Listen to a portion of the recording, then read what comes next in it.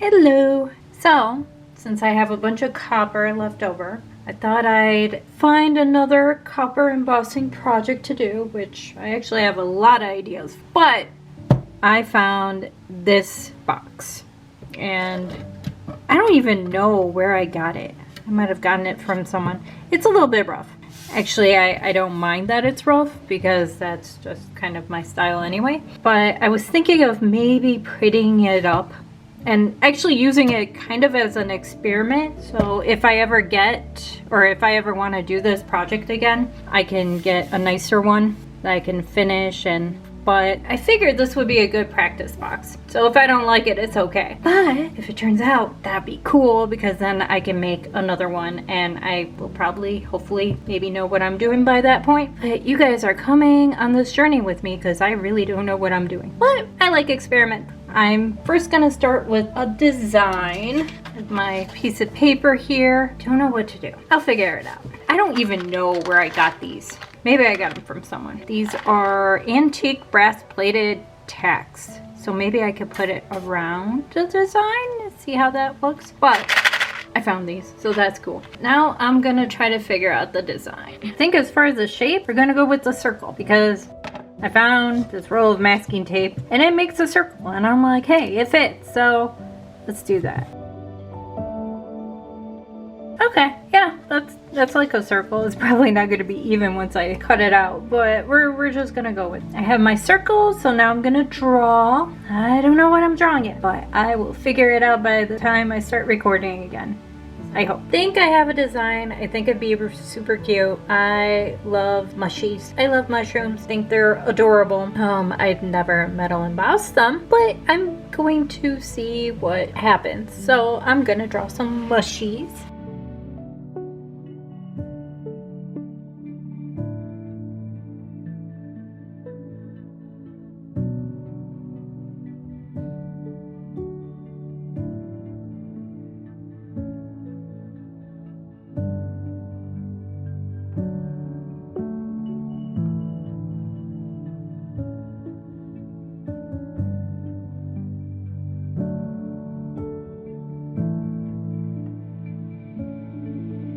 Okay, that's my mushy design. It's not perfect. I decided to add some moons because I don't know. It felt like needed moon. It's not the most symmetrical thing, but that's okay.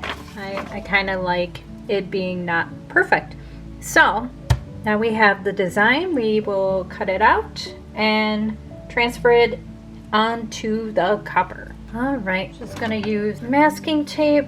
I don't have to really go around the primitive of that because I can see just fine through the tape.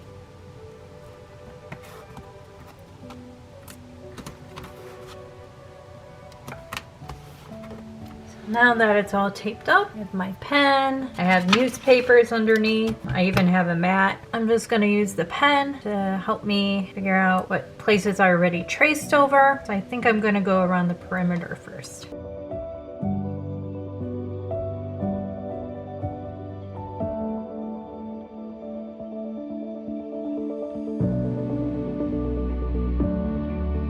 I think I have it traced pretty well. Remember, do the perimeter so you know where to cut the copper. You can also look at the back side so you can see what you have traced and what you didn't. I didn't do the grass because I'm just gonna do lines, so I really don't need an outline for that because I'm just gonna wing it. But if you feel more comfortable doing that, by all means do it. Now I'm gonna take this off. Remember, if you like the design and you want to keep it for other projects or you want to do multiple of the design, just keep this, keep reusing it. That's why I use the masking tape because it comes off fairly well from the copper and the paper, and I can just keep using this design if I want to. Okay, so now I'm gonna cut the copper and start embossing. So I cut my copper and make sure it fits onto the box. Oh, once again, the edges are sharp. I cannot say enough, be careful, don't hurt yourself. The design fits, so now I'm just gonna emboss it. I have my paper and newspaper underneath this, so that's what I'm gonna do now.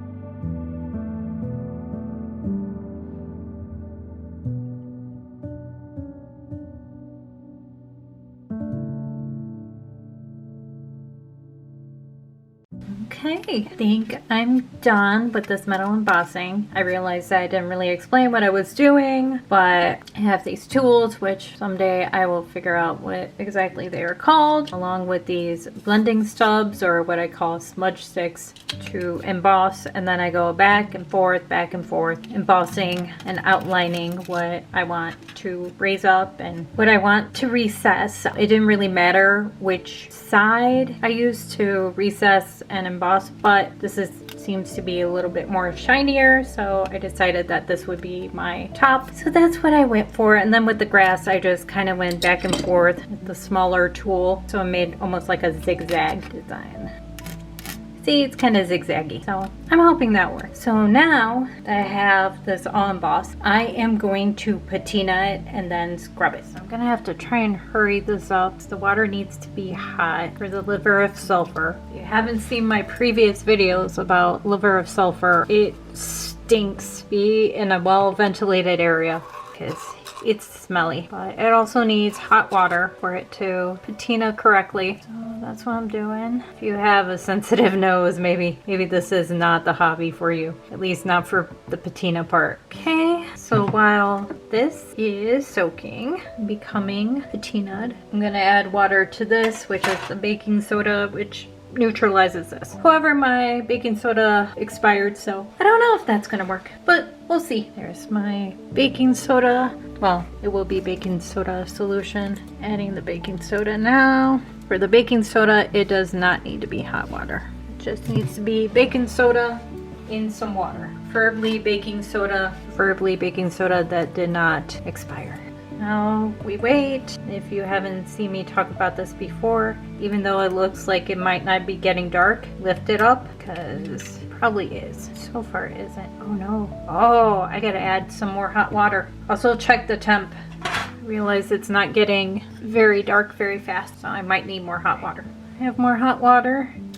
Hopefully that moves things along. Add a little bit more liver sulfur. See if that hurries up the process. Ooh, yep, I see it getting darker. Yep, that'll do it. So yeah, hot water. Like, it doesn't have to be boiling. We have hot enough water in our faucets, so not that big of a deal. But if it's not getting dark in a few minutes, then that's probably the issue. And then add a little bit more liver sulfur after you add the hot water and you should be fine. I think that's pretty good. I think I like that, yeah. So I'm gonna put in the baking soda solution. By the way, you probably shouldn't be using your fingers like I am. I am a goblin. Do as I say, not as I do. I'm just gonna let it sit there for like a minute. Doesn't need to be long, probably, just to be sure. I don't know if this is actually helping. Expired. Did I mention it's expired? Alright, so we're just gonna let it sit. Alright, trying it off. Want to dry it fairly well. Ooh, that got dark. Oh yeah, that got dark. Sometimes you can't even tell how dark it is with the solution, even when you take it out, until you dry it. And then you see how dark it gets. Ooh, neat. So what I'm gonna do now, take these pieces of paper so you can kind of see what I'm doing here. I'm gonna cut off more of the sponge here. I do like to make it sort of a triangle shape. That way, if I need points to get like little finicky areas, I have them. I also have surface to just do the whole piece if I want to. I am just using the flat part, just surface. I'm not using the fine point because I don't feel like I need it right now.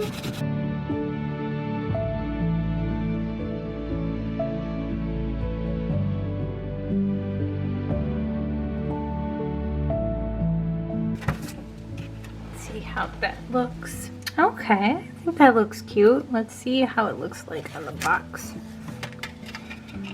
Well, that looks cute. Yeah, I do feel that maybe some metal corners would be nice with this. I was thinking about corners. I was like, oh wait, I think I might have some corners. And I do think they would work well there. They come with these little nails, which I don't know how to feel about that. How are you how? Ooh, wait a minute.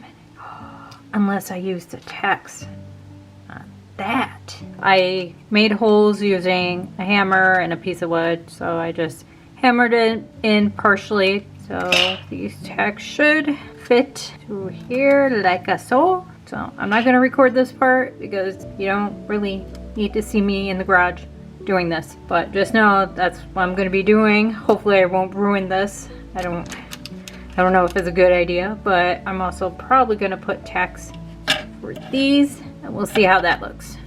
So what I did, I hammered in these tacks, and actually I was gonna use dimensional paint, but now that they're like tacked in, I don't think I need to. It's pretty good, actually. I mean, you could just to be safe with it. I added these corners too. There you go. If you have any old boxes that you want to fancy up, give it your own personalized touch, this is one of those ways. Ta-da!